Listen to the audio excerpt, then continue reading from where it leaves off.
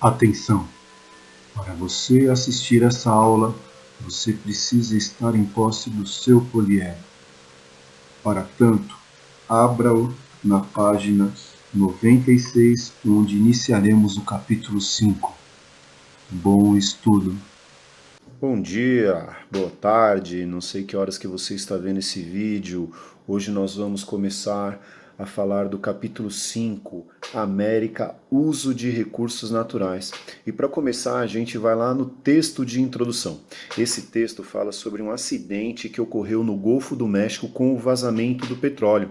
A partir daí a gente vai começar a discutir as vantagens e as desvantagens da exploração dos recursos minerais, não é? As vantagens, né, geralmente ligadas ao setor econômico, e as desvantagens, por exemplo, nas questões ambientais. É isso aí. Agora você vai ler esse capítulo e vai responder as duas perguntinhas que tem aí na sequência dele, na mesma página do texto de abertura do capítulo. Beleza? Vamos lá? Bom, agora a gente vai falar dos recursos naturais da América, tá bom?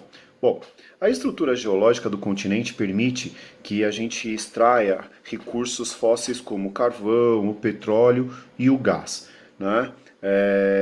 Mas também recursos não fósseis como manganês, bauxita, ferro, nióbio, né? Entre outros. Que mais? O clima e a formação florestal permite a exploração de recursos importantes, né? Por exemplo, a floresta de coníferas, ela é extremamente importante para a indústria de papel. Aqui na América do Sul, nas florestas tropicais e equatoriais, nós temos uma série de recursos também importantes que a gente pode extrair da floresta, tá certo? A corrente de Rambo, que banha o Peru, ela é importante para o extrativismo animal, né? A pesca, a atividade pesqueira no Peru é uma das mais importantes do país. Então, todos esses recursos são importantes. Esses recursos eles podem ser classificados como renováveis e não renováveis. Quais são os renováveis? Aqueles que se renovam, como a água, os recursos agrícolas, eles são renováveis, porque você pode usá-los de novo, você planta de novo e reutiliza. Né? A água apresenta o ciclo da água. E os não renováveis são aqueles que não se renovam a tempo de o ser humano poder utilizá-los, como o petróleo e o carvão. Tá? E os recursos metálicos também, né, são não renováveis, como ferro, cobre, estanho e tal. Beleza? Mesmo os não renováveis, a gente precisa ter um cuidado muito grande com eles. Ou melhor, desculpa, mesmo os renováveis, a gente precisa ter um cuidado muito grande com eles. Não é porque eles se renovam que a gente pode usar sem qualquer preocupação com a sua escassez. A água, por exemplo, apesar de renovável, o seu uso indiscriminado pode levar à escassez. E nós temos problemas hoje com relação a esse recurso. Por exemplo, estamos vivendo a pandemia do coronavírus e há pessoas no mundo que não têm acesso à água limpa, à água potável. Como é que você vai se prevenir, né? Se uma das principais medidas para o combate ao coronavírus é você manter uma higienização? Né? Você lavar as suas mãos, você tomar banho a todo momento. Em lugares em que as pessoas não têm acesso à água tratada, essa situação fica muito mais complicada, certo? Então, mesmo sendo um recurso renovável, não significa que nós podemos utilizar esse recurso indiscriminadamente, certo? Agora nós vamos falar dos recursos naturais da América do Norte. Bom, primeiro, o Canadá é o segundo país mais extenso do mundo. Os Estados Unidos, o quarto país mais extenso do mundo. Como eles têm uma grande extensão territorial, eles têm também uma grande variedade de recursos.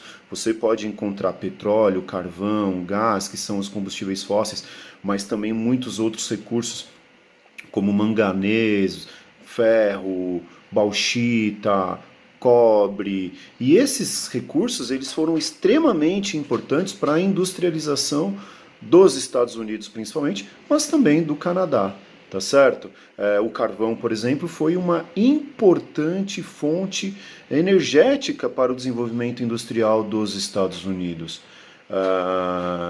A gente já viu, já falou que o Canadá também tem uma indústria de papel e celulose extremamente importante, que é favorecida pela floresta de coníferas. A grande presença da floresta de coníferas no Canadá permite a extração de recursos naturais, né, para a produção de papel. No México, a indústria petrolífera, ou melhor, a extração de petróleo, ela é extremamente importante para a economia do país. Então você extrai petróleo e tem o favorecimento de você extrair e transportar esse petróleo através do Golfo do México. Né? Já na América Central, as riquezas de paisagens naturais, como as florestas tropicais, as belíssimas paisagens do Mar do Caribe, são extremamente importantes para a atividade econômica do turismo na região.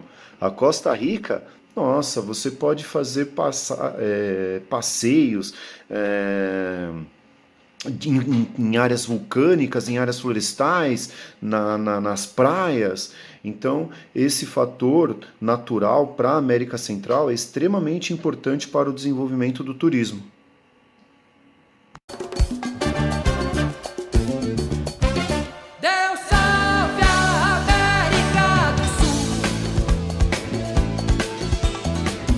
Desperta, ó claro e amado sol. Deus salve a América do Sul, desperta ao claro e amado sol. Ah, América do Sul. A América do Sul tão rica em recursos minerais, né? Por exemplo, lá no Peru com bastante ouro, ou na Bolívia com prata. O problema é que esses recursos foram explorados pelos espanhóis durante o período colonial. Então, eles trouxeram pouco desenvolvimento, pouca riqueza aqui para a América do Sul. Nós sabemos bem disso, né? Sofremos aí com os portugueses explorando o nosso ouro na região das Minas Gerais, não é mesmo? Bom, além disso, né, então a Bolívia é rica em prata, rica também em gás natural, exporta boa parte desse gás para o Brasil. O Peru, como eu disse, rico em ouro, o Equador rico em petróleo, o Chile rico em cobre.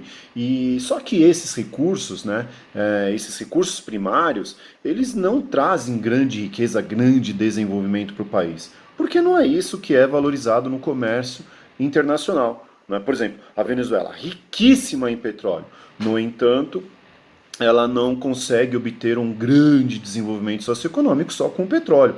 Por quê? Se o preço do petróleo está em alta, a economia da Venezuela está em alta. Se o preço do petróleo está em baixa, a economia da Venezuela cai também. Ah, então é por isso que a Venezuela está passando por essa crise? Não, não é só por isso. Há um problema político também enorme lá, não é? Mas isso é para outra história. Bom, o Brasil, ele é rico em alguns recursos, como manganês, bauxita, ferro, e isso foi importante para o nosso desenvolvimento industrial. Já a Argentina é rica em zinco, gás natural, e ela também tem uma indústria importante, certo? Bom, apesar de toda essa riqueza mineral, como eu disse, ela não trouxe desenvolvimento social para esse continente. Por isso que a gente fala, né? Deus salve a América do Sul, porque tá difícil, hein, cara? Bom, agora nós vamos na página 101 e 102. Na página 101 nós temos um mapa, né? Na verdade não é um mapa, é um mapa temático. Ele mostra as reservas do mundo, né, em petróleo em bilhões de barris. E olhando esse mapa você vai ver que a reserva da Venezuela é extremamente importante, é a maior do mundo. Né? Depois vem a Arábia Saudita, que também tem uma reserva importante, mas a gente também deve destacar o Irã, o Iraque, a Rússia, entre outros. Dá uma olhada aí nessa imagem e tire as suas conclusões. Na sequência, nós vamos para a página 102 e nós vamos encontrar um pequeno texto falando sobre a importância da pesca para o Peru. A gente já falou sobre isso no vídeo anterior, né? E o Peru ele se destaca na atividade pesqueira por conta da corrente de Rambô, que leva um montão de peixe para a costa peruana. Tá? Na sequência, nós temos o exercício 1. Dê uma olhadinha lá e faz o que ele está pedindo. Você tem que identificar qual país apresenta aquele recurso mineral como destaque. Beleza? Então, pode fazê-lo agora.